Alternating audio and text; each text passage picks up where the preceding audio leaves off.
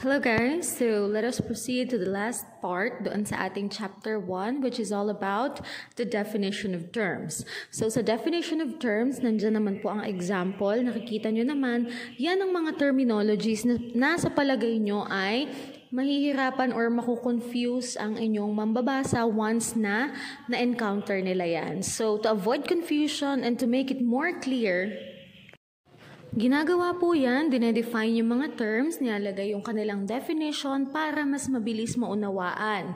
At saka malinaw once na binasa ang inyong research.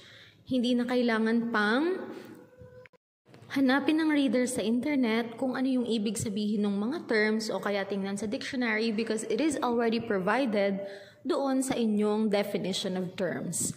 Okay, so that's it. You just have to pick at least 10 from your introduction and also the variables kung meron doong hindi mabilis maintindihan or hindi familiar, hindi siya common word na kailangan pong i-define para mas malinaw yung inyong research paper, okay?